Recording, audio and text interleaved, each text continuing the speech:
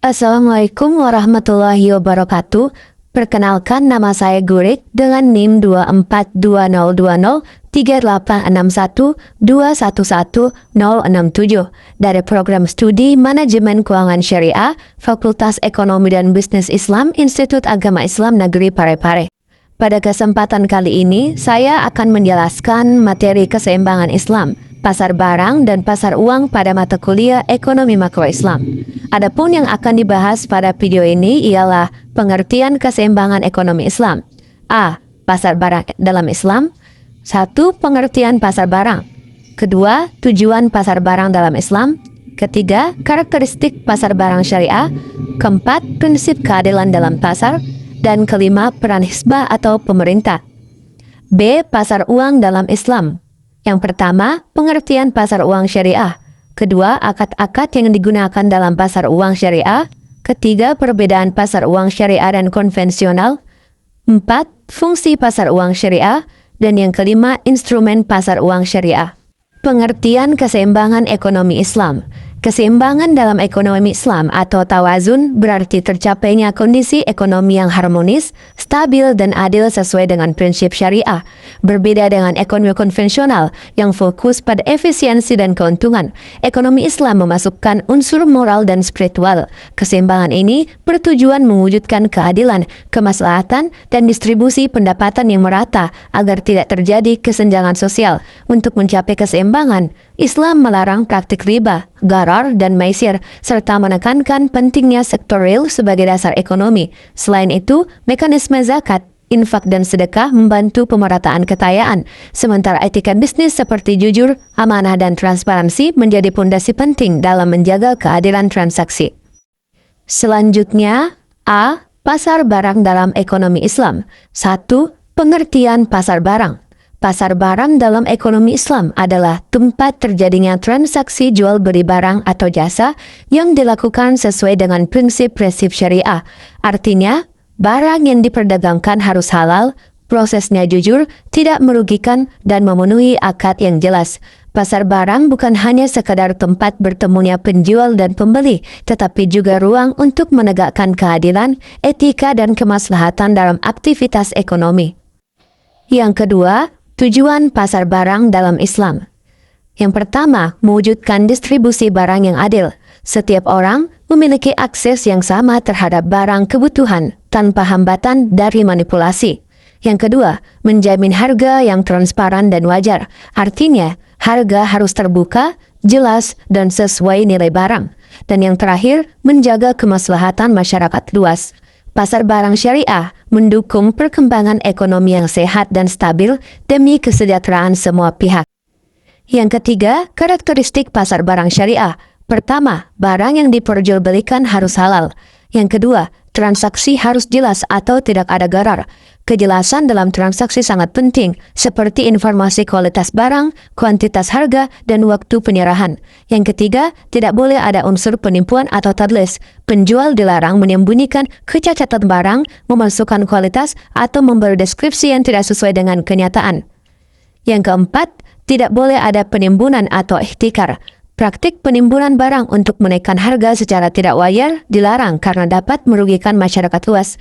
Yang kelima, tidak boleh ada rekayasa permintaan harga atau najsi. Dan yang terakhir, harga terbentuk secara alami melalui supply demand yang sehat. Selanjutnya yang kelima, prinsip keadilan dalam pasar.